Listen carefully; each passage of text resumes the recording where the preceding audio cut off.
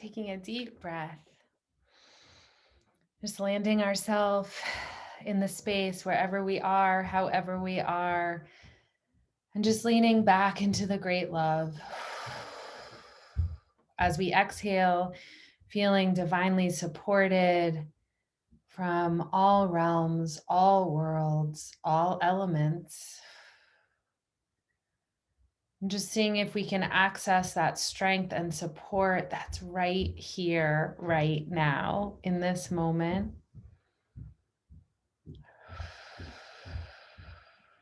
And see if we feel supported on the right side of our body, on the left side of our body.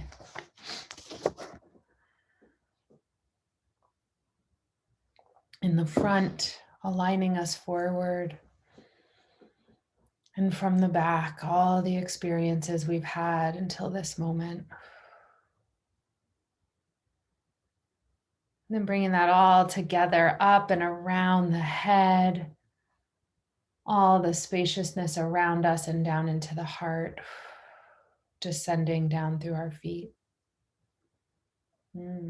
Just feeling that divine love and support that's right here in this moment as we gather.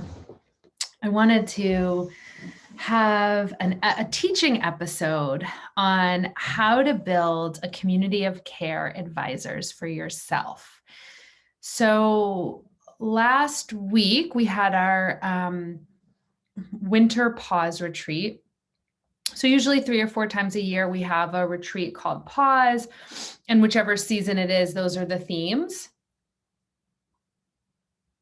So this past week, we had our Paws retreat for winter. And one of the things that I heard come up a few times was around some of the women in the group feeling like they hadn't had a community of authentic, strong, integrated female support or women's circle. Or a community, not even necessarily women's, but a community of authentic and conscious and deliberate living.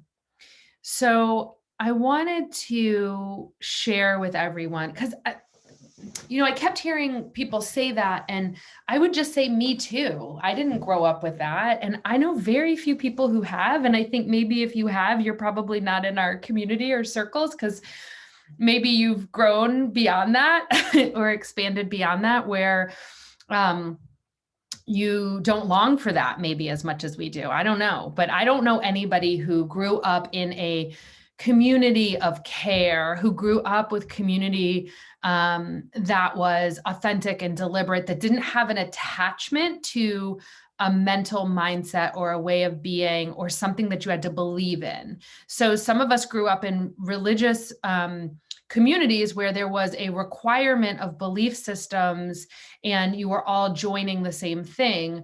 Our community is extremely varied, multi-faith, multi-generational, diverse in belief systems. It's not terribly diverse in belief systems, but we are a bunch of intergenerational folks here at the Lola community. And so you don't have to believe anything to come into a circle and speak and be heard and be seen and be loved and be truthful. That's what we're longing for and looking for. And then bringing wisdom traditions and saying, well, how does this feel? And what do you think about that? And I wonder how it might feel to think about it this way. So this kind of ever expanding, all is welcome, open possibility, obviously not hate, not hate against other groups, that kind of thing is not what I'm talking about. But we built this community because of a longing to belong, right? And to finding our own path in that co-leadership, co-facilitation model. And one of the things that I realized is I really have had a strong community of advisors in my life. So I'm not talking about my professional life, although I do have a community of advisors in my professional life, but also my personal life. And so I have 4 strong women in my life, and they kind of hold me up on either side. So I kind of, when I'm feeling low or feeling not connected or feeling unsure of something, I will visualize that square that they're holding me. And in fact, there's kind of a fifth coming in. And so I almost see it like the tree of life, where I see like the two shoulders at the top, the two hips at the bottom, and then sort of like a triangle of where that first chakra would be. So I'm almost feeling like that support system is strengthening and helping support me so much. This is part of this intention to receive, intention to let love into my heart and my body, is visualizing these really strong relationships that I have and being able to map them out. I even drew, of course, because I'm always adding in that visual piece or that creative piece, I drew them. So I drew my 4.5, really 5 strong women who are holding me and supporting me. So that's the first thing I would say is, can you sit down and really think about your soul friendships, those people that you can be so authentically yourself? You're not afraid of judgment. You're not afraid of shame. You're not afraid to be just completely yourself. You can ugly cry. You can celebrate. You can talk about the deepest parts of yourself. Now, one thing I want to say is it takes time. So if this is the first time you're really aligning your relationships and thinking about your personal community care of advisors for your life, it's okay if you don't have them all right now. You can start to align towards them. You can start to set a vision for yourself of the future of how you want to be supported and start looking for those relationships. I would say it's definitely been the past 3 to 5 years, really the past 3 years, that I've thought about right relationship with my soul friends. And some friendships have kind of moved to the back burner or not been as, I haven't been spending as much time and energy in them, and letting soul friends, spending more time with the ones that feel so deeply supportive and aligning in these areas. So give yourself time. Just start setting the intention and turning towards those soulful qualities or those more authentic, honest qualities that you want to have in relationship. And then see where you are. That's kind of step one, is just take inventory. Where are you? Who's in your life? Where are you spending energy and time with? Who are you not spending energy and time with that you want to? And who's around you? One thing I want to say about this is, it's a shift from the talk therapy model, because I really feel like there's a tremendous amount of kind of an upgrading that needs to happen in talk therapy.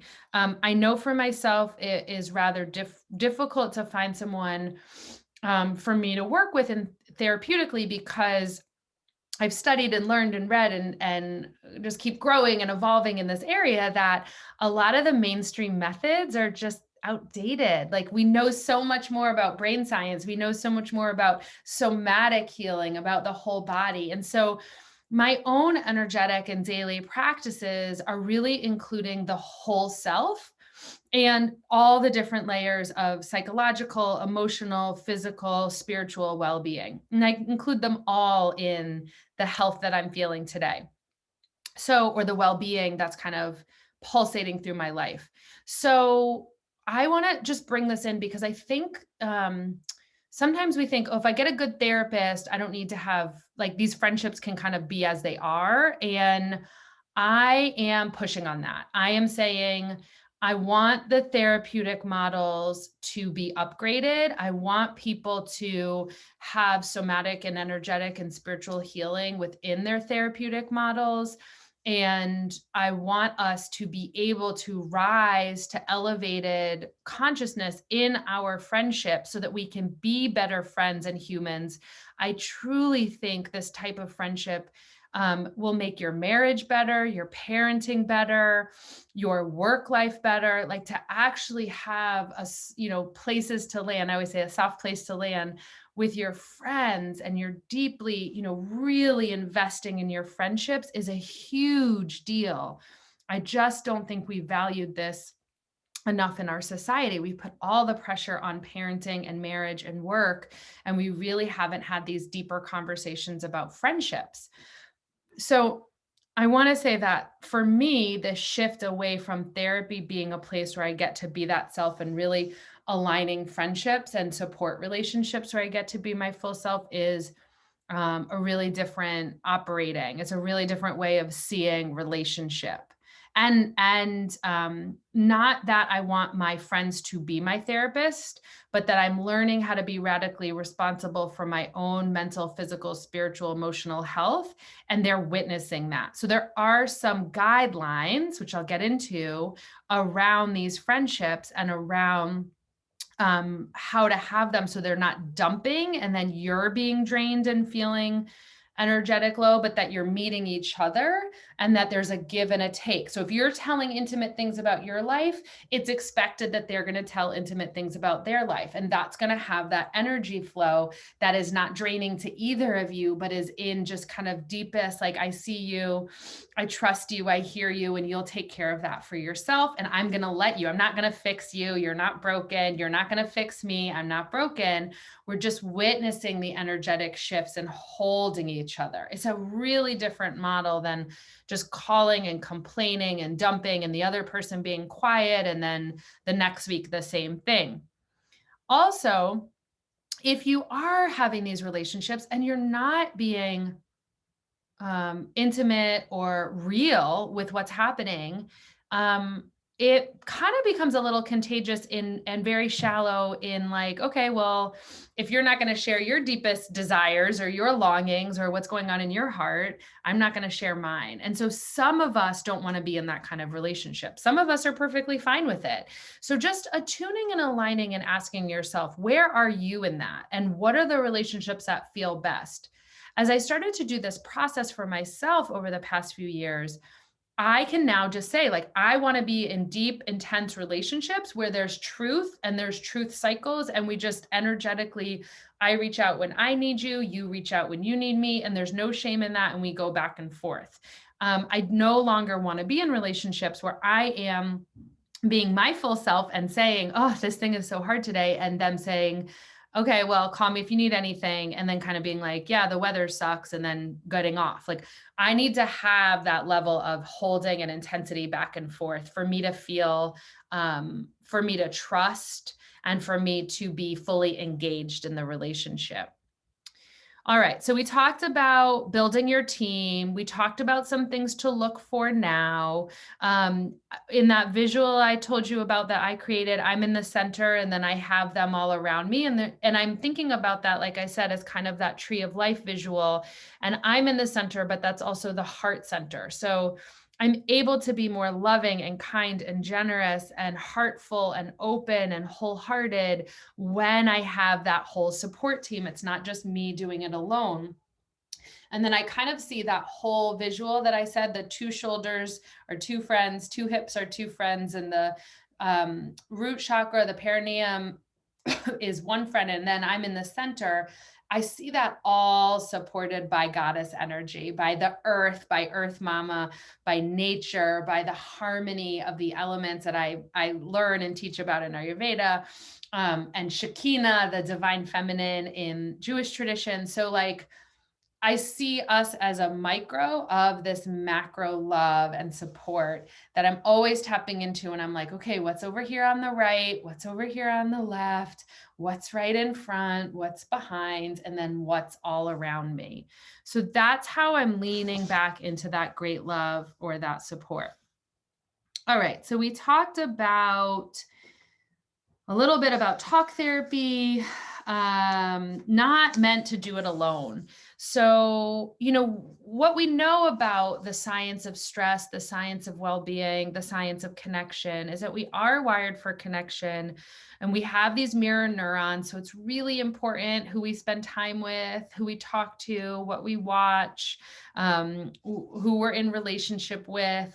And that we really are not meant to do it alone. And so those of us who feel like we're holding the whole world on our shoulders, most likely there are some areas where you could get more support or receive more support, and not just paid. So this is a big thing too, is that I have a lot of paid professionals who help me with difficulties that are not appropriate for those relationships. So for example, when let me try to think about something. Oh, if I'm having an issue with finances or an issue with, let's say, food or career or something that's not about like talking.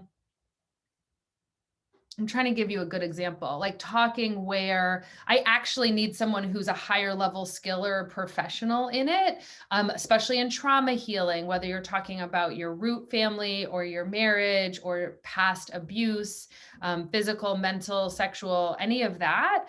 That needs to be in a professional hand. So I'm not going to unload all of that onto a friend, without having gone through my own professional healing first. So here's an example. I realized something, get that kind of trauma, somatic healing, and then I can go to my friend or while I'm doing that and say, here's what I'm experiencing.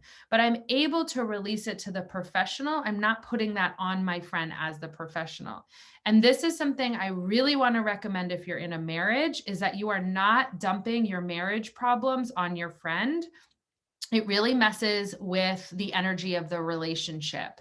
And so you can discuss what your experience is. You can discuss what your heart longings are, but please do not go and be gossipy about your spouse or your partner to your friends. It really disrupts the energetic relationship of the loyalty and the alliance of that support team.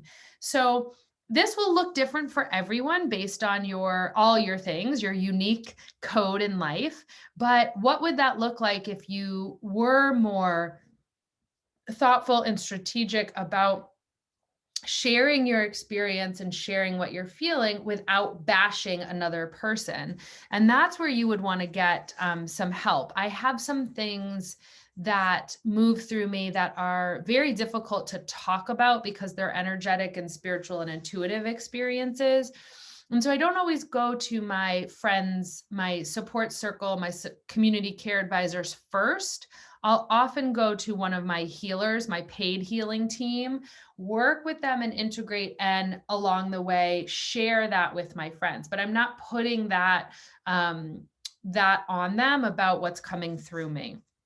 So really thinking about support, really thinking about not doing it alone, and then also thinking about being discerning on the information that you're not hiding things, but that you're making sure that you're staying in that right relationship. And that if it's something where, like I said, financial, then you get financial therapy or financial support. And then you can say, oh, to your friend, this is what I'm going through, but you're not asking them for advice when they maybe, they don't know, or they're coming through their own lens, but more about that connection. I hope that makes sense. Reach out to me if not, and we can kind of talk through it. And I think that this is another piece, is just not having the idle gossip, right? Is just not having idle chatter about other people, but really just talking through your own experience in all of those realms. So I just wanted to close this talk with, I hope this is inspiring to you to kind of think about your relationships, think about your care team. So for us, the way I see it really in Lola is that you're there at the center of that heart. You have your tree of life around you. You have your energy around you, source, spirit, angels, goddess, God, whatever you want to call it, Jesus, whoever it is for you, Muhammad, is around you, or just earth, right? Earth can be Mother Earth, Mother Nature can be our sense of spiritual connection. And for many of us who've come out of yoga and Vedic wisdom traditions or Buddhism, this is Eastern philosophy, earth-based practices. This is where our hearts are. But then also, like, the Lola community's mission is to be also kind of weaving in there, between the single and the communal, between your personal life, and learning how to be in an organization, in a community, in a circle together. with really the only intention being, hey, I want to kind of fully show up here and learn and grow. And there's so many interesting things to do that, so many interesting realms to do that in. So, just to close for today, really inviting you to create that. And I'm using the tree of life, the shoulders, the hips, and the pelvic floor as my guide, but that doesn't have to be yours. Maybe you see you're surrounded in a circle. Maybe it's a triangle, again, rectangle. Figure out for you what that looks like. But I can't wait to hear how these relationship dynamics, alignment, and supports that you're setting an intention. Open a new journal page and write at the top: community support advisors, communal advisors, community care of advisors. How am I going to build this? Who's in here? Who's in my community care? Who's not? And who am I spending a lot of time with that is not really supporting me in that way? I think one of the biggest things I've learned through this process over these past few years is I need just so many fewer people. I'm so supported at every level by those 4 or 5 really solid soul friendships that's it. And it could even be 2. I'm just so lucky that I have really developed and cultivated and spent a lot of time in 2020 with these 4 specifically, and one I had been spending a lot of time with before, so it doesn't feel new, but it's just really about feeling supported, receiving support, fully showing up so that you can have more energy for your own life, and that you just feel that connection and love, and you have your community of advisors. So may this teaching, may this invitation be of service to your heart, to your energy, to your days, to your life, to your friendships, and to all that you desire and long for.